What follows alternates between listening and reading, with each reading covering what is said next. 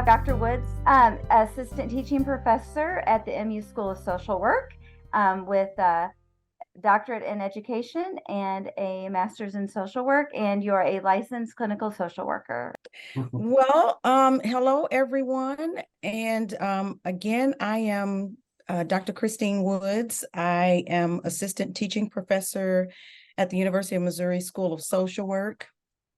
And I've been a professor probably for the last 11 years or so. Today, we'll talk a little bit, and I won't hold you all very long, but it's just we're entering into the holiday season. And I think, especially with the exacerbation of COVID, taking some things from us and kind of leaving us in some respect debilitated. And with the added stressors of being caregivers, things not quite working out as they should, but I also think things do work out as they should, because I think there's this logical sequence of events that lead us to where we are.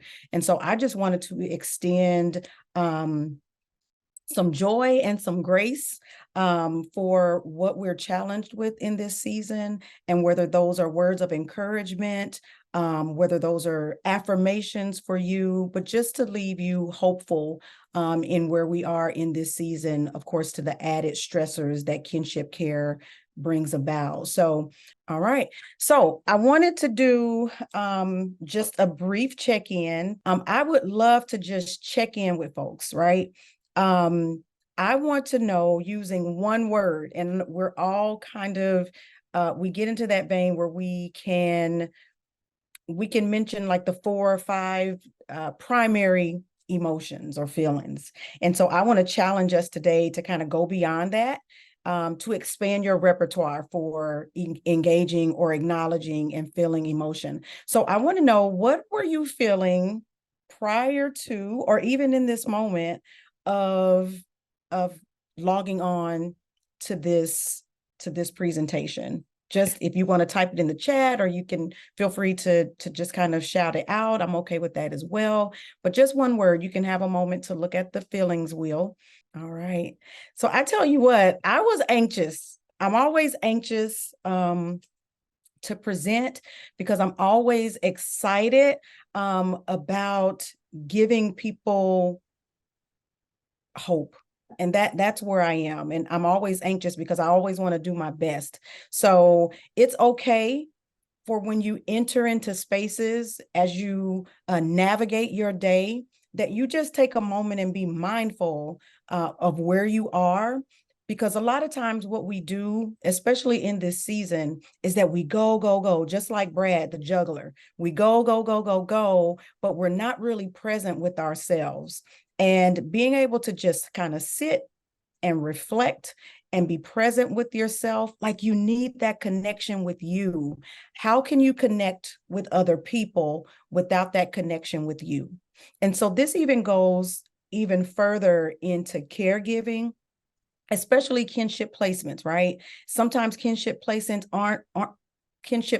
aren't family members, but there's certainly people who desire to have these are extra little folks in the home, right? So take a moment, because you have to do that, to just kind of prioritize yourself and be in the moment and say, you know what, let me check in with me to see where I am, right? And I think that's always a good way to start your day. And I'll tell you why once we get toward the end of the presentation. But always take that time for yourself, because most of the time when you go out throughout the day, nobody's going to ask you how you're doing. Or if they're asking you how you're doing, it's in context of what you're getting ready to do for me, right? So checking in with yourself, there's no expectation of you, just you feeling what's happening with yourself. So I encourage you to do that as a way to just kind of cope and bring yourself down, and to check in with yourself daily, even several times a day. I find that to be a really, really good practice. I want to just start by, just letting everyone know, again, it's kind of the season. And no matter how you slice it, no matter what obstacles come, no matter how valued you feel as a caregiver or how someone makes you feel as a caregiver, in this season, I want to encourage you that you are the gift. Right. A lot of times as caregivers, when we're taking folks into our homes and we're caring for them, we receive them as a gift, right? And we receive them as a gift because we're emptying ourselves to them. But in this season, as you give, as you know, sometimes you can be a giver and never really receive and never get anything back or get replenished and things like that. But it's when you shift your mindset, and this is kind of a cognitive behavioral type of tenet, so to speak, that you shift and you reframe those thoughts. Because if we always say that people are a gift and you're never a receiver of a gift, you can get depleted. And so I depleted. So I want to encourage you in this season of your caregiving to not only receive people as gifts, but receive yourself as a gift. A lot of the and I call them kiddos, and I'm not sure what the age groups and age ranges of those that you're caring for, but you are to receive yourself as a gift and that you are a gift to them. And when you change that mindset, when you change that frame, then you're able to not only be a receiver of a gift, but you become the gift. And if I know that I am a gift, then I carry myself a certain way. I navigate spaces and I navigate rooms. I navigate relationships. I navigate relationships with my children. I have two children, one that's 21 and one that's 25. I tell myself I'm a gift to them every day. And so that helps because children have a way of making you feel devalued too, no matter how you put your heart out there, no matter how much you give, you have to tell yourself that I am a gift and I am in position to give, right? And not just be the receiver of this gift, but I am the gift itself. So helping you to change that mindset and that frame of mind to something to more adaptive and more helpful to you when there are seasons or when there are down seasons, right? Not every season is a winning season. And I understand that, especially as being a mother. And so there are often times where nobody else is going to encourage you and that you have to do that yourself. So I have a question for you. So when people see this box and they see all the glitz and all the glam and they see the lights behind it, they see all of those types of things. My question to you, because I see the glamour in having, taken on somebody, and I see this box, see all the lights and the glitz. I see the folks who marvel at you and tell you that you have a big heart and that you're doing something that they could never do, right? And that's a big job. It's a big job. And it takes a lot. So I wonder for you, what do people see in the pretty box that you're wrapped in? Because caregiving, even as a helper, we see the box on the outside. And I wonder, my question to you is, what do you think people see when they see this pretty box that you're wrapped in? Patience. Patience. I've got everything handled and I'm doing just fine. And, I'm not in need of support right now. I've got it covered. You got it covered. It's handled, right? Anybody else?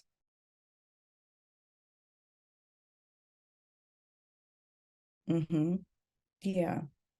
In fact, a lot of us, as caregivers, we carry a lot of weight, but we carry other people too. And I think what people don't see in that box, they see the strength of the box, because gold is pretty, that's a metal that stands strong, right? Gold is something that's royal. It's something that carries looks like it carries a lot of value. But in fact, what's in that box, the caregiver can be just as broken as the gift you're receiving. And I think we do that to the point that we make it look so easy, which is why all the wrapping and the gold and the bows seem to stand out a whole lot more than the person in the box. And I want you to know as caregivers, and some of us, that pretty box, it is what it is. Like you're carrying it well, you're carrying it gracefully, and that's awesome. But there's also, I don't want to say but, because that minimizes. I want to say also, because two things can definitely be true, right, at the same time, is that we carry while we're carrying the weight of ourselves. And that's what people don't see. And so you see people that don't necessarily reach out because, like you said, I think that was Angie, that said that, that's what they see, that we got it handled. And then there's never a hand to be extended, right? And so I want to acknowledge today that caregiving is just as important as the giver. You are the giver, but you're also a gift. And I want you all to keep that in mind as you go through these seasons. And, what happens when, that box is actually opened for people to see? Most of the time, those boxes come open under duress, right? When, I don't know what else to do. I'm at my wit's end. I've done all that I can. My best is not good enough. But what actually comes out of your box, right? Given the gift of kinship is a matter of the heart. I mean, you definitely, I think, have to be called into this work, and you have to be called to do this work. And sometimes realizing, I think many of us realize as caregivers that gift doesn't come back. Sometimes it doesn't come back. And so as caregivers, especially kinship caregivers, I mean, it's a pretty selfless act of opening your homes and opening your hearts and to vulnerable people, vulnerable family members, and kinship caregivers. I think you all are, I mean, you're beacons of hope. I mean, in a world where we can't find foster homes, right? Over 400, I want to say maybe 600,000 kids in foster care with not a lot of foster homes, right? Meeting those needs. And where do we, give these kids a home? You've stepped up to that plate to kind of stand in that gap, especially in the world we're living in today with the use of, marijuana on the rise, causing people to lose jobs and really pretty much lose their sanity because we feel it's legalized, but it has a big impact on the way people take care of their families because people are losing jobs, right? Because, oh, it's legal. No, it's legal, but there's still parameters, right? You have this epidemic of meth and all of these types of things that are taking families out. And you all have graciously stepped up despite of what's happening in these families, right? Abuse and neglect, all those types of things. And you all have stepped up. And what comes out of these boxes, we really don't, nobody really knows what's in the box until it springs, right? Until somebody unwraps it. So when these boxes are opened, I think there's these other little things that kind of spill out. There's these little surprises that come along and impact us in ways that we really don't know will impact us. A lot of you have to deal with family members who want to take over or who want to do the job better than you. We're dealing with kids that are disrespectful. We're dealing with the impact of your own health, and there's not consideration given to those things. So I really feel that you all are these unsung heroes that should be acknowledged in whatever else it is that you do. These little boxes, they don't seem like they're harmful, but sometimes you open those little boxes, and I'm talking about sometimes you open these little kids, and what comes out? right? What tends to come out of some of these boxes that are unopened? They look real good. Sounds like it's going to be a good fit. But what tends to come out? I would say, like we were saying, disrespect, anger, feeling neglected. So all of these, and it comes out in their emotions or in the way they act. They act it out because they don't know how to put words to how they're feeling. And Nan, I think that you've raised a good point, and anybody feel free to kind of jump in, because I love just having conversations about things. And what happens, so that emotion becomes dysregulated, right? And so what could be depression comes in acting out, or comes in hitting things, or disconnecting from everybody and staying in their rooms. And I'm wondering what have been other experiences that come out for some of you as caregivers? I can relate to, and I'm not a caregiver, but and I'm not in that role, but I do have children, and even self-destruction comes out in a way that they can't express how they're feeling, peer pressure, but then it goes into them acting out in a way of alcohol and all those different things that you say, wow, I know that's not you, but it comes out of that box because of what they're dealing with, and they don't know how to deal with it. I think it's easy to forget that kids have their own boxes too. So by the time, the lid comes off, it's because maybe we as the caregiver thought that they had it under control and they were all fine and everything was copacetic. And then you realize how stressed they've been and what's going on in their lives, and what mattered to them that we didn't see necessarily until the lid came off. Absolutely. Yeah, And can I add to Brad's? Yes. Brad's, like we never know, like, when, for lack of a better word, when a trigger is going to show up, like what's going to be happening, that's going to bring one of these behaviors out, or what's going to bring one of these feelings to the surface. It's just it might be a conversation they have with somebody at school, or a conversation that they overhear at the grocery store, or an interaction between that they witness, or whatever. It's just it's I don't want to I hate to say walking on eggshells, but it's just sometimes it's hard to know what's coming. Yeah, absolutely. And I think it's important as caregivers, well, and as if I don't know if you guys have case managers or navigators, I forget the terminology. I think it's navigators maybe.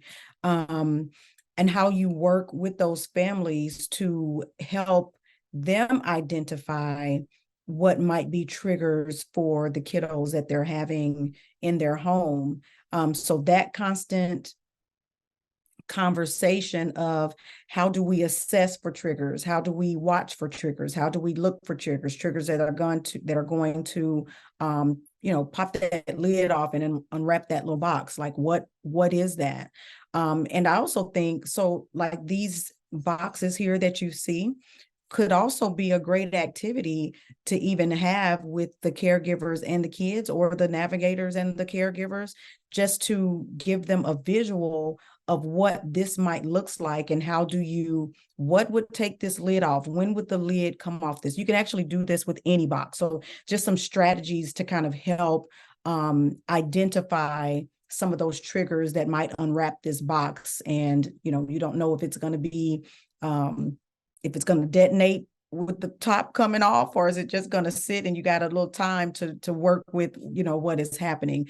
But I think this would be a good representation to kind of think about with those caregivers, to maybe do some things like that to help identify some of those triggers.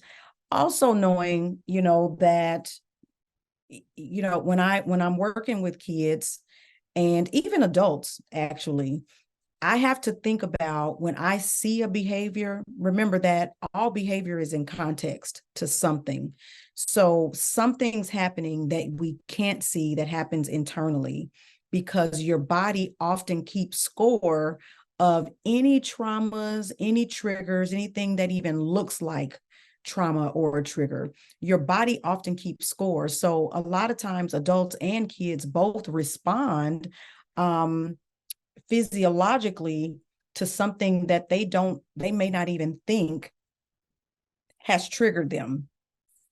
But it's also important to know that your body actually responds because it's kept track of things that look familiar, sound familiar, smell familiar. So those are things that can be a trigger that we don't see, and really just kind of providing psychoeducation about how your body keeps score of things like that. And as caregivers, also knowing that a lot of these things didn't start with the kids. And I know that we're aware of that, and changing how we communicate with those kiddos, because we have a tendency to say, what's wrong with you? Right? What's wrong? As opposed to saying, what just happened? What are you feeling right now? And where are you feeling that? Right? That often brings, another level of calm to the kid, and it also brings you down when you're asking what happened to you. So some tidbits or some tips to kind of share with caregivers and, navigators, case managers or whatnot, as a way to work more effectively.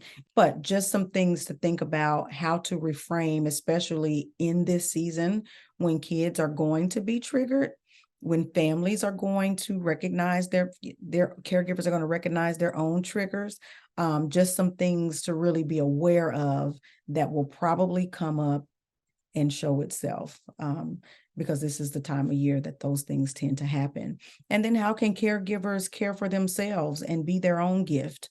You really have to prepare yourself to be your own gift, which is why it's important that it's just not the mindset of I'm giving, but prepare to be your own gift. These are a couple of things that I kind of came up with in terms of replenishing your own gift as you being the gift giver. Set boundaries. Boundaries are really, really important, but they often get lost because we feel like sometimes we feel like we're doing this out of obligation. And it's not necessarily about obligation. It's about you've decided this, you've made the choice to do this. Now I have to protect myself, not in a way that is, it's harmful for you, but it's in a way to teach other people, whether it's the, kids you're taking care of, their families, how to access you and how to treat you. So boundaries are really important to set, because any boundaries that are crossed, as we know, kids they're gonna, if you give them an inch, they're gonna take a mile. So how firm am I with boundaries? And knowing that people will get upset when you set new boundaries. No, I expect you not to call after 9 o'clock.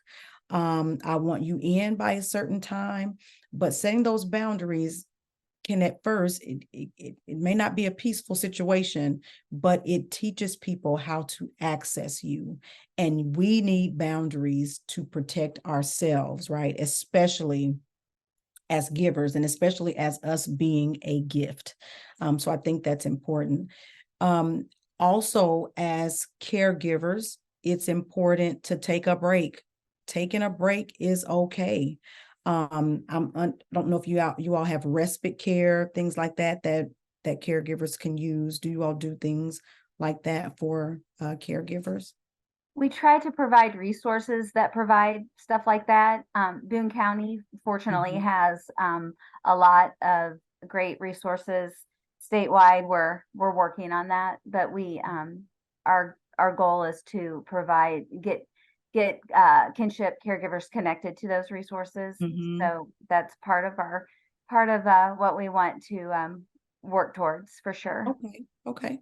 Yeah, taking that break. And a lot of that is also about what type of social networks do the caregivers have, and how have they established social networks, whether it's family, friends, folks that they can reach out to just simply say, hey, I need an hour.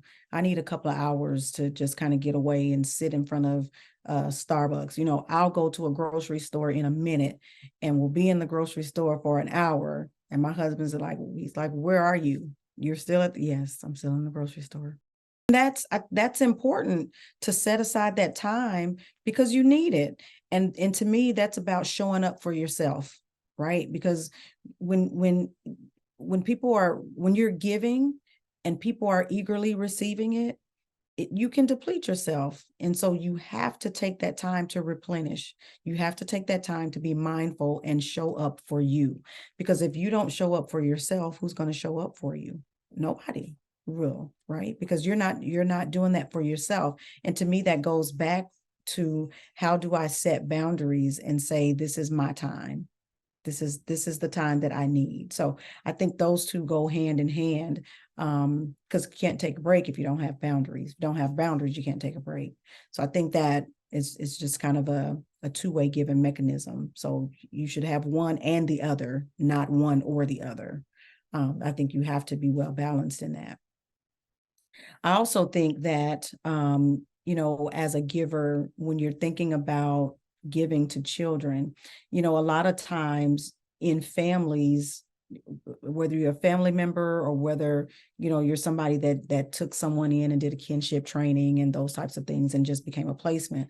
A lot of times when we're communicating with kids, sometimes I feel research shows that we are unable to sometimes communicate if a child is ready to talk about a trauma or to talk about something that they've been through. We have a tendency to kind of shy away from that and not want to have or to engage in that conversation, right? No, I don't want to hear that. I don't want to hear that. I don't want you to talk about that. Or just, oh, no, that's not going to happen. That's not going to happen. A lot of times what is there is that we can also, as caregivers, become triggered by our own stuff, triggered by our own trauma, right? And so these are little fires that have never been put out for you. And so when those fires are presented again, you're kind of like, no, I can't handle this conversation. So I also think that it's imperative that as caregivers are giving, that they also deal with what they've been given, just life that they've been given, because they will find, especially in a family setting where we are relatives, that some of these things are passed down, right? And epigenetics tells us that those things are passed down. And if we don't deal with them as being a part of, an older generation, then those things tend to come back up, and you'll see that in the kids. So I also encourage caregivers who take on family members, grandkids, to also think about and to treat or to talk about things that have happened in the past, so that they can have a forward-moving experiences with the kids that they take in. So that's something that I also wanted to bring up that's important, especially when kids are triggered. That can often trigger family members on other things that have happened. And so now all these little boxes are flying open more, So I think that's also important to mention here as well. It's also, I think, a good idea, if I can get this to work right, to practice self-care, put that back in the box. That's something that, again, I think boundaries are a part of, and thinking about, what do I need to do for me? And knowing that self-care is not selfish. Well, it's kind of selfish, but it's a good selfish. I'll say that. It's a selfish act that you need to take care of yourself to be able to take care of somebody else. And self-care looks different for everybody. For me, I like to sit on the couch on Saturdays and watch Good Times all day. That's what all day, just something real mindless that just kind of takes me away from answering my phone, from the computer, because I'll sit there and just giggle all day and watch the same episodes of Good Times as if I was back being raised in the 80s. So it's self-care it's whatever you choose to do to be mindful of yourself. So these are things that you have to replenish your gift of and put them back in your box. Well-being is also something that goes along with self-care. Well-being is not just taking care of one part of you. And I like to think of well-being, there's this thing called a wheel of well-being, where you're really being intentional about taking care of your emotional self, your physical self, your social self, your financial self, your spiritual self. That is the wheel of well-being. And anything that ends in ing suggests that there is movement. So it's never, oh, I'm healthy.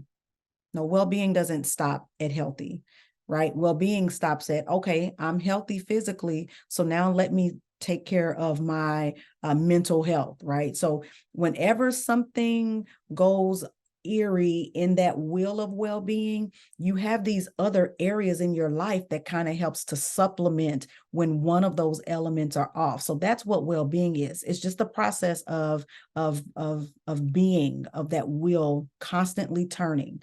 So if you stop taking care of your financial self, right?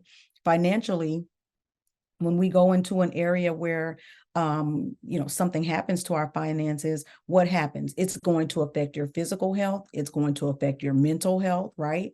So well-being says, if I take care of all of these things, if one thing gets out of whack, then these other things I have supplementing, right? As I'm taking care of myself financially. When you think about your spiritual self, if you're saying, I think during COVID, a lot of caregivers, have a spiritual, meaning. Everybody was stopped from going to church. And then it was like, okay, so now what do I do? The wheel of well-being says I'm physically, if something happens to my spiritual self, I can't get to church, or I can't get to, whoever I worship, then my mental health is kicking in, my physical health is kicking in, my social relationships are kicking in. So that well-being, I think, is important to putting back in that box as a gift for yourself, and continuously taking care of those areas of well-being. So I think that's important also for caregivers. Also, positive affirmations. What can you tell yourself to get you out of ruts, right? What are some positive things that you think? I often think about the quote, I am enough, right? I hear a lot of people saying, I am enough. And those are good things. Those are things that you should be saying. I like to think of those things as like Easter speeches. When I was growing up, our parents used to have us to practice Easter speeches all the time. And so you could be at any moment, you're honest saying, tell me your Easter speech. And you're like, I don't really know it, right? But sooner or later, you keep practicing those things, right? And before you know it, nobody has to ask you to tell them your Easter speech, because you're saying it because you know it, right? Because you practice it. That's what a positive affirmation is. You practice that so much that you just become it, right? And all of us need those types of tools in our toolbox for times when we get down. And, when you're down, your thinking is just not, your thinking is thrown off. So trying to think of something, when you are something, it just comes up. So practicing positive affirmations when nothing is going wrong is the best thing, because it's just something that comes up for you and you don't have to necessarily think about it. So those are things to put back into that gift. Treating yourself to something nice, like you deserve good things, right? Just because you're a caregiver doesn't mean that you have to take anything away from yourself. Do something nice for yourself. And these are things that help you maintain the value of being a gift, because you are a gift. And that's what I choose to leave caregivers with, is that you are a gift. And you are what you put back into yourself. Like, you can be a gift that keeps on giving only if you're replenishing yourself with these things. And so these are just some tidbits to kind of get you through. this season of giving is that you have to give back to yourself. And that's kind of my message today. As I end, I want you to be able to take an inventory of what's inside of your box and what do you choose to allow people to put in your box. But if your box is full of what you want it to be of, nobody can open your box and put other negative stuff in there. So that's important to keep giving that gift.